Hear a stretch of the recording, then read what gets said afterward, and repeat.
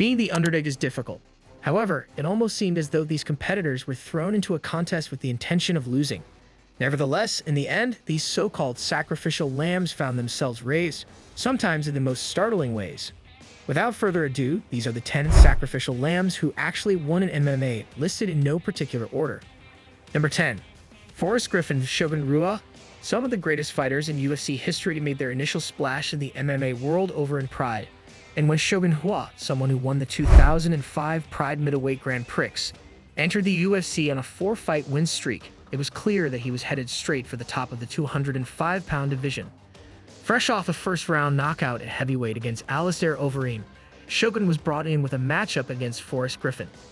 A good fighter, an icon of the sport even, but not a guy who seemed like he would be any match for the Pride legend. So, Forrest turned around and beat up Shogun before tapping him out in the final seconds of round 3. A new contender was born. And sure enough, he actually went on to upset Quentin Rampage Jackson for the undisputed light heavyweight title in his next fight. A true underdog story. Number 9. Tito Ortiz vs Ryan Bader. By the time Tito Ortiz was matched up against the rising talent that was Ryan Bader, he was far removed from the champion who dominated the 205-pound division all those years before. Tito Ortiz hadn't won a fight in 5 years, and the younger, more athletic Bader was expected to make a real statement on fight night. Ortiz was fighting with the intensity of a man who was about to lose his place in the UFC though, and in one of the earliest exchanges he dropped Bader with a punch, locking up the fight-ending guillotine choke before 2 minutes had even passed. Not only was this one of the biggest upsets of the year, it was also one of the biggest upsets of all time. Number 8. Seth Petrelli, Kimbo Slice. Back in 2008, Kimbo Slice was originally supposed to take on Ken Shamrock at Elite XC, but when the UFC pioneer suffered a cut during his pre-fight training, a 205-pounder from the prelims, Seth Petrelli, was given the call-up.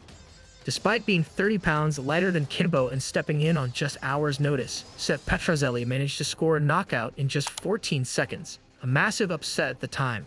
Kimbo Slice was so heavily connected to the health of Elite XC's brand that this defeat in many ways contributed to the promotion's eventual downfall.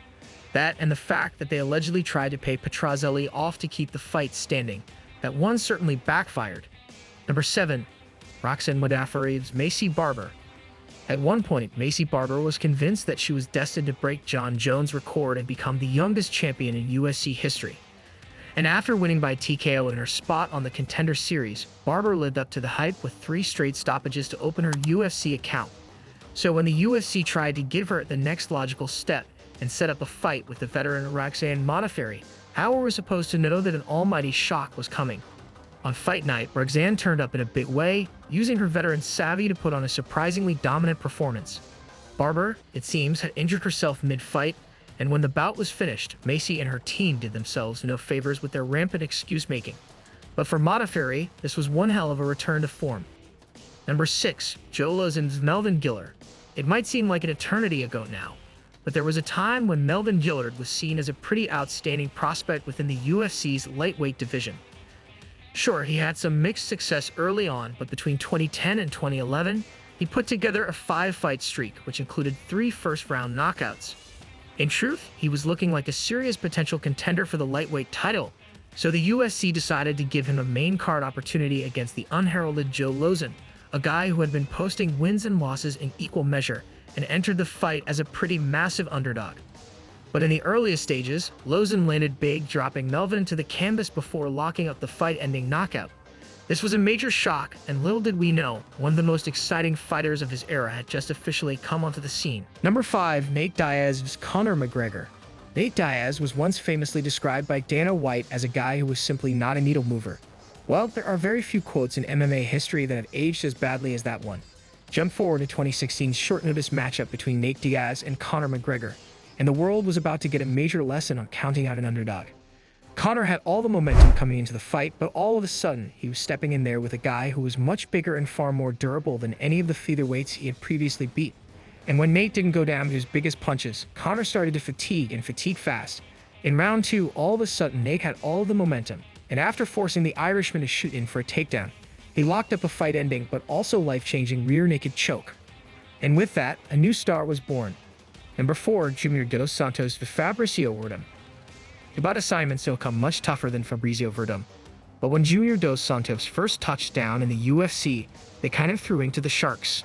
Or to be more clear, the UFC threw Verdum directly into the path of this future champion. But we didn't know, at least at the time, that we were looking at an icon in the making. So when JDS came into the UFC and cowed the great Verdum in 80 seconds, it really did set a message. Fabrizio was seen as one of the greatest BJJ to MMA transitioners to ever do it. But by the time Dos Santos was through with him, it was clear that the division had a new knockout artist on their hands.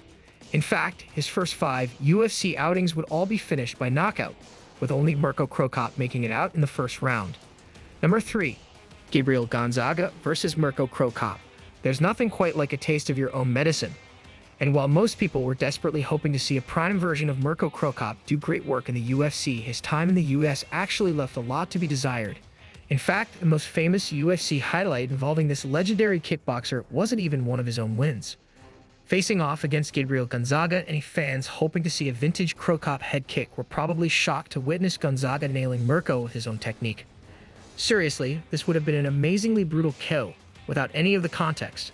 But knowing what we know about Cro Cop, yeah, this was an all-timer. Number 2. Antonio Silva's Alistair Overeem. Overlooking your opponent can often be a recipe for disaster. But coming off of his monumental debut against Brock Lesnar, Alistair Overeem had every right to be confident in his abilities. So when the UFC opted to set him up for a bout against Antonio Bigfoot Silva, why would the great and destructive Overeem be anything other than extremely confident? Well, as it turned out, Overeem's confidence had placed an almighty chip on Silva's shoulder, and when the fight came, he fought as if his life depended on it. And in the moment, he had his redemption. And boy, did he make Alistair Overeem aware of it. The lesson? Don't overlook your opponents, as you never know who you'll give some extra motivation to. Number 1. Brian Barber Sage Northcut. Mismanagement of Sage Northcut's career was truly something to behold. Not only did the UFC rush into signing this guy when he was far from old enough, but then they did their best to escalate his level of competition. After going 2-0 in the promotion, Sage was given a matchup against Brian Barberena, a guy who was very familiar to the fans now for his entertaining fighting style. But at the time, many frankly didn't know who the hell this guy was or what he was capable of. So naturally, the UFC thought he'd be a good stepping stone for the rising Sage Northcut. But after just 8 minutes of action, Barberena had found the arm triangle for the upset, shocking the world and putting any major plans for this 19-year-old prospect to bed. Northcut actually did end his UFC run on a 3-fight win streak, and even then it was clear that Dana White and his team didn't do his potential justice. As always, if you guys enjoyed the video, please be sure to let me know by leaving a like and subscribing to our channel. Apart from that, thanks so much for watching, and we'll see you on the next one.